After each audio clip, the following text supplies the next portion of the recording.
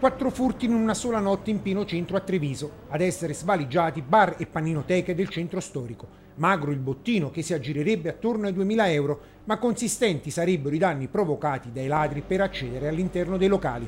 I colpi tutti messi a segno nella notte tra martedì e mercoledì.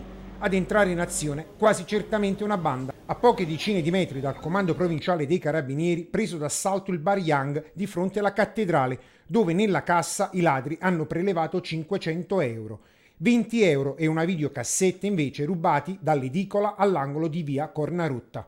Così è, quello che ti dica, ormai si sente partito, speri mai che non vengano da te. In via del Risorgimento ad essere visitato il pub Helmut, dove i ladri avrebbero anche cenato prima di allontanarsi.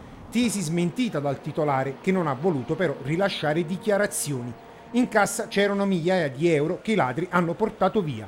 L'ultimo tentativo al caffè centrale di piazza Pio X, ma in questo caso le saracinesche messe a protezione del locale sono riuscite ad evitare che i ladri si intrufolassero all'interno. Danni che comunque il proprietario ha quantificato per la somma di 700 euro. Hanno solo forzato e rotto la serratura, ma non sono riusciti a entrare perché è una serratura di sicurezza, perciò si è rotta ed ha impedito a loro di entrare. Però i danni sono stati notevoli perché hanno rotto la serratura che bisogna cambiare, però non hanno rubato niente.